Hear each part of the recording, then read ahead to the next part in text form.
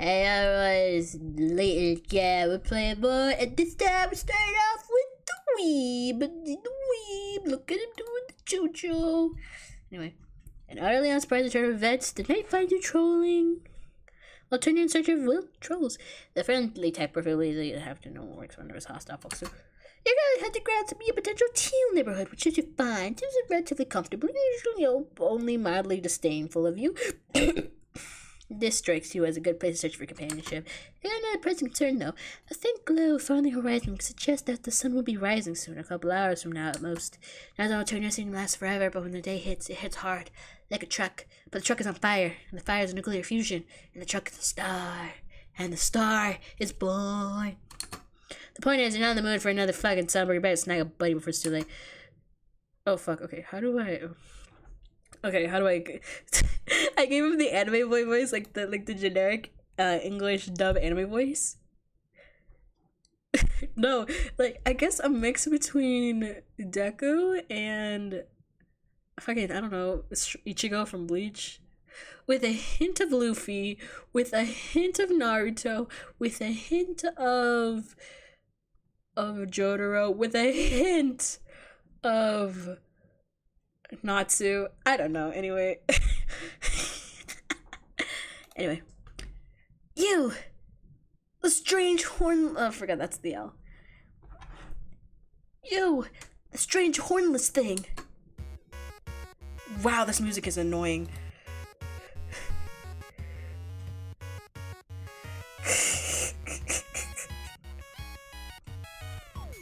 Oh my god, this music is annoying. Good thing I don't have to deal with it. Yeah, I'll just put it down so less people have to deal with it. Anyway.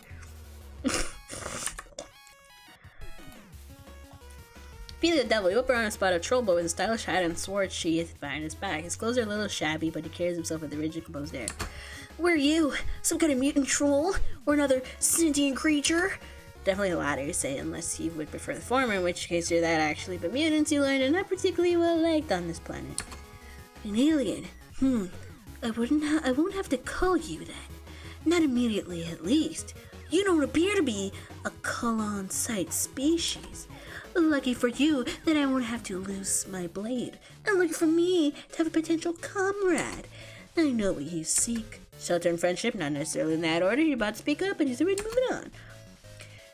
You seek the meeting place of the Eastern Alternate and Fine Art Appreciation Society. Or as some less cultured souls will call it, the Anime Club. Oh, club. Back home teachers used to go on and on about clubs are a wonderful place to meet new friends. You didn't really believe them. Maybe things are different on Alternia. Confidently assert that yes, you are here for the animes. Good. I feared I was going to have to cancel tonight's meeting due to no-shows, but it proceeded as scheduled. Follow me. He talks like this. Oh yeah. He talks like he's on 2020 cosplay TikTok. He gestures between the hive and begins to stride confidently towards it. Then he thinks it, pausing to look back at you. Wait, subs or dubs? Both are good. Fuck. Does he? What happens if I say both are good? But I like both. Fine, probably subs. He's probably a sub lover. He's probably a sub elitist. It's interesting how wrong you are, but even the greatest of Alternian philosophers require sporting parts at the battlefield of the intellect. To challenge your assumptions with my superior logic and taste will be a fulfilling task. Come in. You aren't really reacting the way they're hoping for. If you say anything to get into someone's hive, so I take it. Oh, look at this fucking weeb. But I'm no better. I have a Persona collection. Okay, that's a One Piece reference. That's all I see. All I see is just One Piece reference. Is that a Nier Automata reference?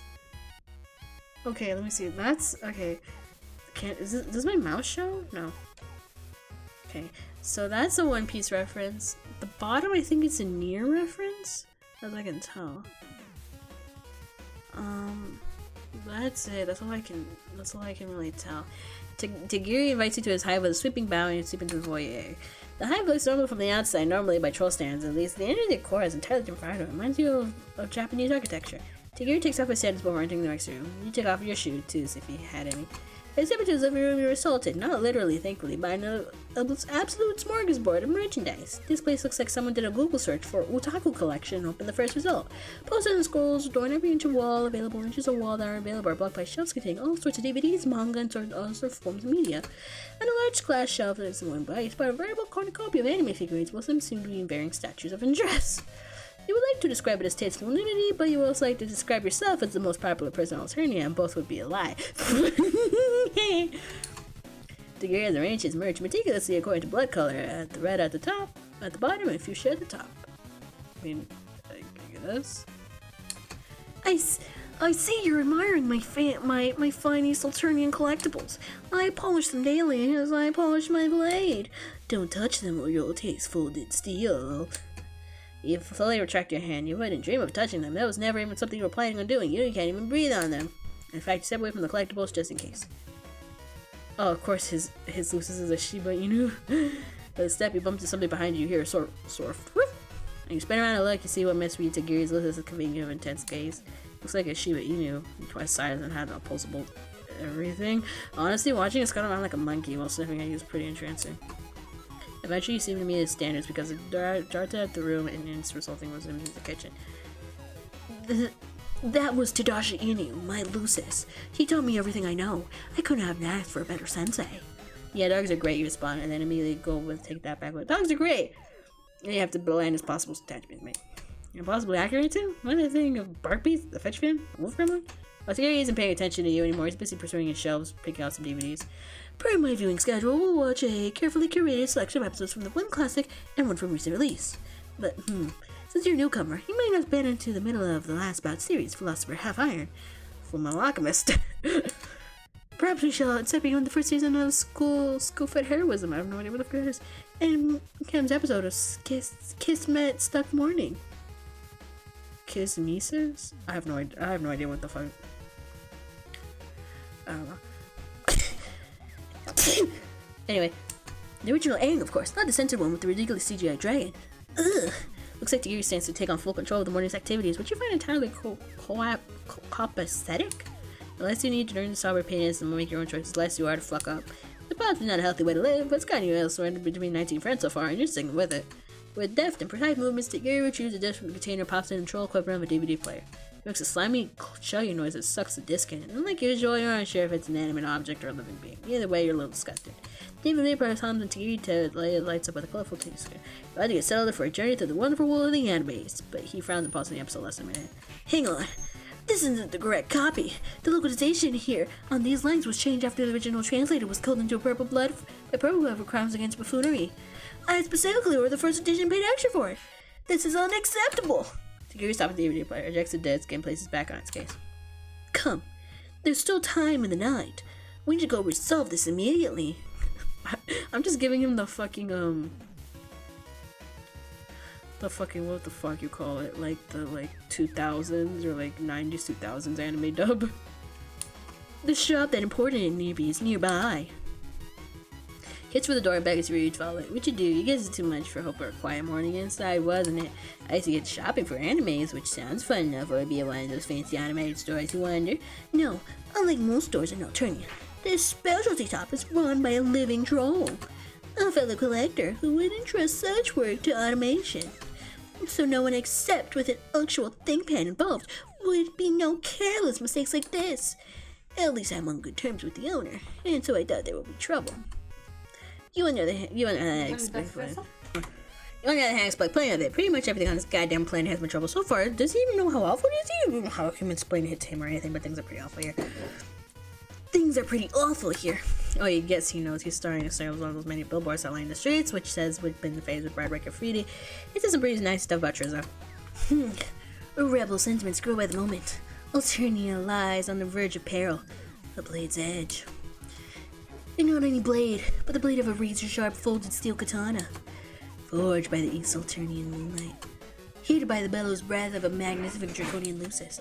Cooled by the shimmering cascade of an acid waterfall. And fit to be handled only by a true expert. Do you dance? I dance to Vocaloid and Persona songs, if that's what you're asking. You're a little caught off by the dancing? Isn't moving one's body to music? Anyway, yes. Moving to the sweet music on steel, the rhythm of combat, the stiletto steep that weaves death and glory into one beautiful motion. Do you dance? Well, sword fighting, of course. You should have figured that out. This guy's dialogue only has 2 seconds. Talk about swords, talking about anime. Sometimes he gets particularly frisky when he talks about both at once. Tell him that you don't know how to handle swords, but you love to look cool and you love to learn. Cool? Swordplay is more than cool. It's a way of life. A code of honor. To pick up the blade is to bind yourself to the tenets of Bushido. Prepared all the times to enforce justice the only way a swordsman knows how. Through steel. Someday the pursuit of justice may bring you face to face with I told you so, you know I hate to say. I told you so, you know I hate to say, but I told you so. Anyway, with these rebel scum, I must be ready to show them the true magnificent tear of the blade. Who knows, we make it before it can clown Congressional Medal of Honor. A true can dare to dream. So that's why I practice swordplay, huh? To enforce justice, kind of like a vigilante. Vigilante? Please. I would only ever kill a troll who legally deserves death. What kind of lawless moron do you take me for? You don't take him for a moron at all. In fact, he's very smart and clever and just. You hope you're not laying on too thick, but he seems to enjoy the praise. We're here. This won't take long. You take it to a night pause that reminds you of a place where you met Palapa, a strip mall since love made love. It's a super Topado import. Oh look, a weeb's playing games. Oh, that's a Mega Man. That's a dragon from Homestuck, and that's all I know. I like how it's like, yeah, that's a real Homestuck reference. If this isn't fucking Homestuck. And then to the gear makes a beeline for the computer, which is marked by greasy looking gold blood with pinkish glowing eyes. And they're not any more interested in the rest of the store. It looks more like the Geary's living room, but bigger. Anime figurines on for sale looks like it'd be a preposterous amount of money. DVDs and comics lining the shelves, arcade games in the corner. And then a section of replica swords, which all look too sharp and legitimately deadly for your liking. Skulking between the shelves, just an olive blood guy. You can quite tell he works here. Or if he's just browsing. You're not sure if any trolls even have normal jobs. But that's olive guy with a particularly interesting DVD when you're distracted by commotion at the counter. Oh, they're pretty sure you heard to Gary snaggling something right as a consumer. Looks like trouble is brewing. You turn your head towards the counter, listening. Do you really think this is what you kid away with ripping me off like this? Do you know who I am? My blood cat. Why do I sound like that? A teal blood like me has connections. A vast network of like-minded souls in my beck and call, ready to be unsheathed against my hapless foes. The legal force I can bring to bear against you is greater than your pre-idle mind could ever imagine. The fleet of endless and rage see like you like a shade of cloud and your body could be by your time.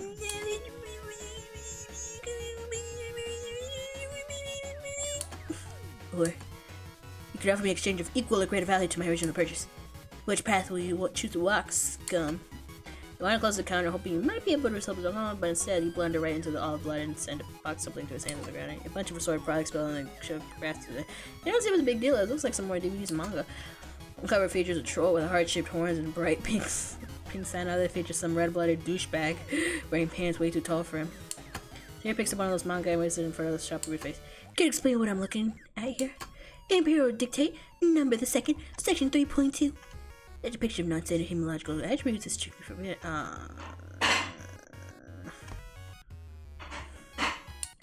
Imperial Dictate number the 7th, section 5. Material which encourages action against the state is considered contraband by the highest degree.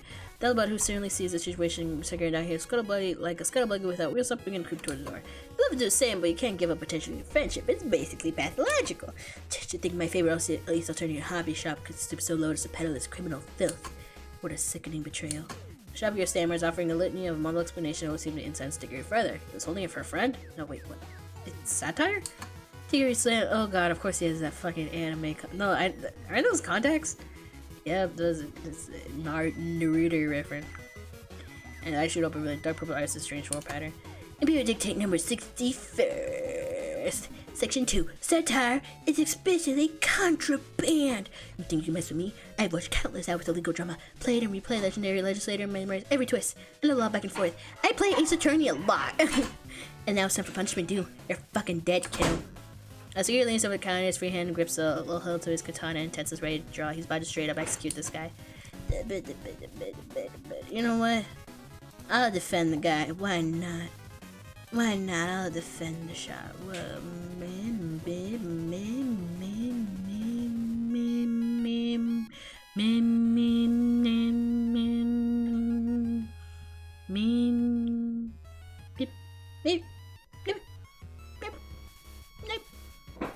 fuck, don't me. You certainly don't want to get between short type and so for all you know, it's really warrant immediate execution. We're here to judge, but whoever sweat a little, you don't have to see full gory details of Cully. Turns out it's not really as gory as expected. Takiri lifts over the counter, swings wildly at the guy, but many attacks fail to connect.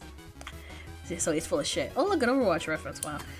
Only a bunch of bombastic enemy stab moves that don't translate well to actual combat. Still, some strikes to hit home in the play of murky gold blood draws the shopkeeper out of his petrified fear. Oh. He scratches Alicia's strobing psionic blast from his eyes, causing Takiri to stagger back disoriented. The flash of light doesn't seem to have caused any real damage, but offers a perfect opportunity to flee. By the time your eyes adjust, the only thing to see is while he's swinging back his way. Surprisingly, that blood is nowhere to be seen as well. Takiri glances at the katana stained with the blood of his shopkeeper, slowly sheathes it, hands shaking, claws sipping at the hills. He slowly turns to you, forcing himself back into his usual stoic posture. I just got lucky, that's all. But you can't hide forever. Let's go, we need to put this to your own. I wonder Messi asked whether it was necessary to try and kill the boy, but he did. Of course it was. The law is absolute. A foreigner like you might not understand. It's not my duty to question the righteousness of my actions, but I am a tool through the lesson of the force. That's his philosophy anyway. I'm the blood that hurt Imperial's consciousness. Condensate. What the fuck? Wields to maintain order in the world of chaos. Just like this drone. You're just one of the big hulking drones that I'm too familiar with during your stay here in Alternia. Right now, it looks like it's cleaning some blonde-colored blood beside the splatter building.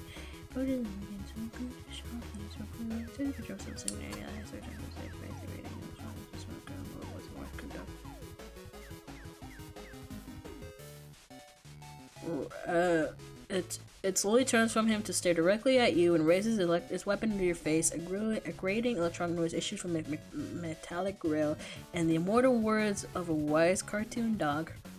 Hold it! This creature is my prediction. It has committed no crime. If we continue this attempted culling, I will strike back with my katana in a strongly worded letter to your superiors. The drone seems similarly annoyed that he can't get the right down to culling the motherfucker, but Takiri's cast might be high enough to give it a pause. You, the motherfucker in question, are incredibly relieved. The relief quickly fades and Jurbo does a palm husk with a blurry picture of you on the screen and a lot of text beneath, most of it is flashing red. That's never a good sign. Looks like a rap sheet? Takiri realizes it quickly, which is pretty impressive considering that his eyes are still closed. His expression darkens the further it gets. Wanted a suspicion of meat product thief? Heist of fine art? Accomplice assassination of a violent... I didn't do shit. Anyway, you didn't realize you racked a heavy list of crimes is already rotting with fury ready for everything to speak to faces. Okay, this is clear now. This can't... At this time, I thought your soul was open to the way of the samurai. I thought you might have potential new connoisseur for the animated arts. But no, your blood pressure only pulls lies through your villainous veins. You were looking for an alibi, a place to bide your time, trying to control the ways and buying he's gonna kill me. Silence, coward, you'd have to come for my blade. And I'm dead. Hereby goes stumbling. He swings his katana while he's making a lot of weird grunting noises. Once again, his mouth has been writing a check his words can't cash, but you doubt that might have controlled stronger and faster than you in general. It's accompanied by a giant murder drone. It's not for you to explain, but do look at it. Glance around, you notice you're about to cross a bridge with an underpass beneath. Perfect. Just like an action hero, you can jump off the edge of the road, take it to the pass and find a nice hiding spot. You just roll a trip barrier, you hit the ground with a ground sliding side over your fish. You goes banging away with painted scissors. Painted orange, you decide it's about time to take a shot. A couple of broken broads, old hat, a troll trying to kill you. Most not a familiar, drones attacking you, same, and Sunrise is fortune, nothing. Again. Eventually you've been to challenge of barely handling each other's problems, but all at once, yeah, I think he's gonna call this one here. Useless. Anyway, load. This one. Let's defend the shopkeeper. Wait, I want a snack. I want my spaghetti. Ow.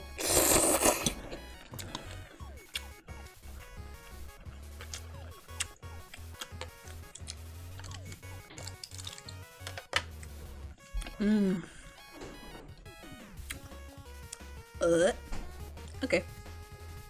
Okay, that's a terrible idea, but you seriously had to have a pretty party with murder of random trolls. You quickly in the process of between Takiri and the gold blood. Does he really have to kill this guy for what seems like his first offense? Indulging in passions spiel about love and friendship and justice, weighing the value of forgiveness and a chance really hard. And for good measure, throwing a little side of note about how Takiri's favorite shopper will look close up. He kills this dude. Silence. Takiri shoves you aside and goes creating a display of full of body below. You watch, stomach pumbling, as Takiri turns back to the shopkeeper, slowly draws his sword. Within the last second, he reconsiders. Consider yourself lucky. I'm in a good mood. If I get you selling contraband again, your life will be mine. Takiri started at the store holding a fresh copy of DVD he wanted in exchange. He gave the shopkeeper a big apologetic look and rushed out the store behind him. Phew, that was a close one. You think Gary profusely for listening to your dumb little speech about whatever it is he said. Honestly, you already forgot. You're clearly new to this planet. I felt pity for your naivete. I should have just killed him. That is a legally prescribed punishment for such crime as his. Actually, it's a legally prescribed punishment for those crimes. I should have separated him from his head. But I looked in your pleading eyes and I saw. The ear goes quiet. You would describe the silence as being particularly brooding. There's a lot of silence like this on this planet. And finally, he speaks. This isn't my first time. We did over a sweep ago, I believe. I was patrolling the Hive badge in search of evildoers when I caught down a single scent of smoke in the air. Upon returning to lead, I saw a hive particularly collapse in a part of fire. My insects fled. I rushed in to help the innocent soul who was trapped there. I was helping the girl bandage her wounds. It occurred to me that I made grave mistake in judgment. Trolls below a certain age, without elusives or proper hive, would be viable and stage to be culled. But by rights, I put her in misery the moment I realized my mistake. And yet, I looked at her deep gray eyes, stole from the pain of loss, and I sheathed my blade. In fact, even though she is hiveless and lucisless, I remain in contact with her to this day. Polypa. Knowing deep down that day I must cull her. The law demands it, but I haven't yet. I don't know if I could.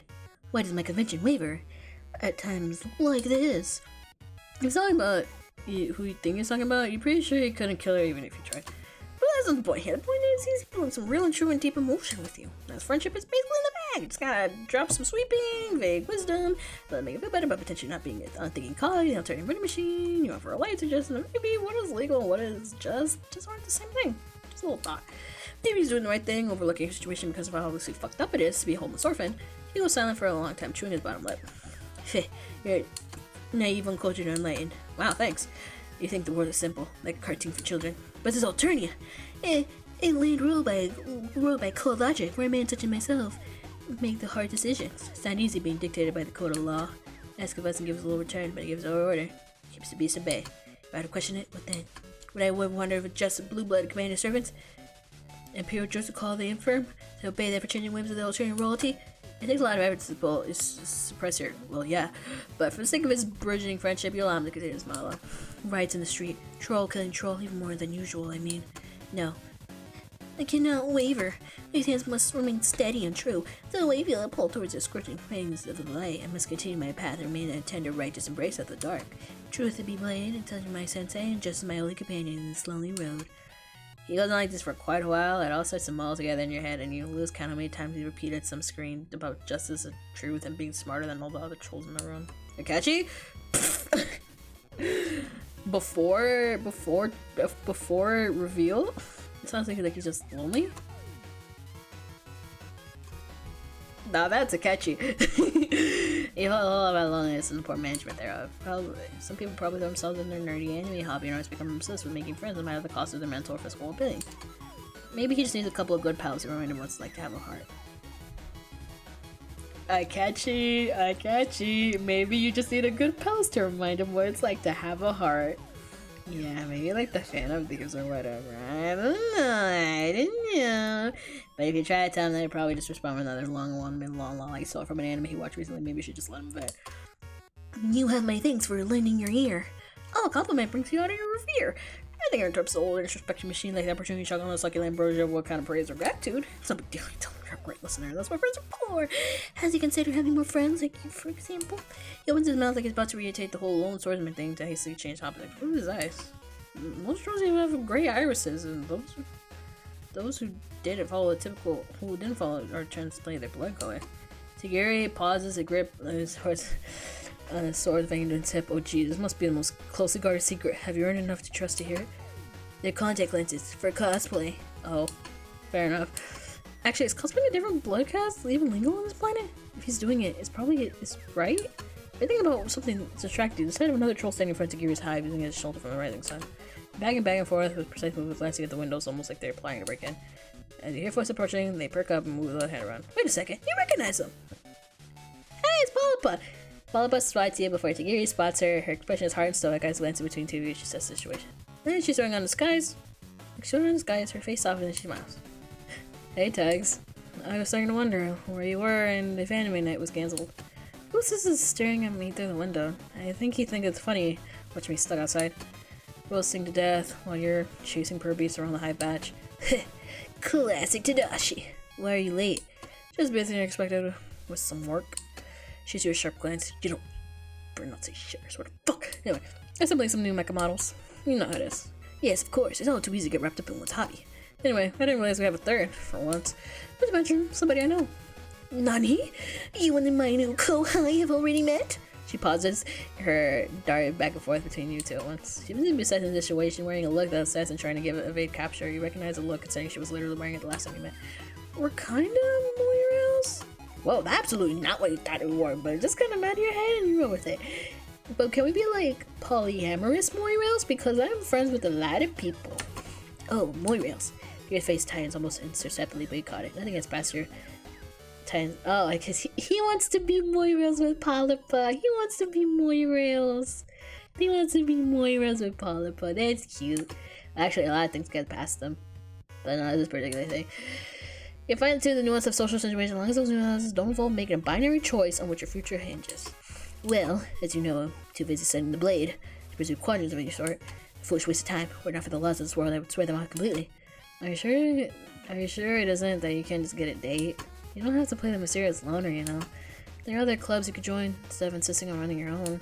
He huffs, looking away. You hear his lessons barking from the window, a tone that sounds like laughter. Fools mock that which you cannot understand. I think I was going to congratulate you on finding love. When you finish your spiel about romance being dumb, Polypa gives him a light, friendly whap, but she responds to with a smile. You can tell the exchange is friendly, not only because he's smiling, but because he's still standing. Enough banter. The harsh glare of the sun is about to crest, and we have you still turning animation to indulge in. Allowed about spend a day in my hive, if indeed there's space. Or should a slumber party? With more than one participant even? That's gotta be the worst extra friend points. You are so in! Shelter from the boiling umbrella sky as Brent registers an headphone as Polypa smiles at you and three of you enter the Kiwi's hive. What the fuck? Were people watching? Are we playing what? Are we playing Hiveswap? What the fuck? Banner standards this time. You're settled on the couch, basking in the warm full of friendship, really 7 hours of beautiful wonder animes.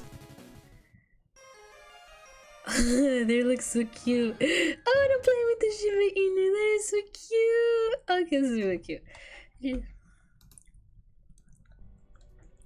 Anyway, that was really cute. What's the friend? Let me check the other one. Zebedee was you stand hatch to dance, and you appeared appreciate some some anime with JoJo. Okay, well that was it. Hope you guys liked it. I had fun. It was a little bit fun doing like that. Anyway, see you later. Bye.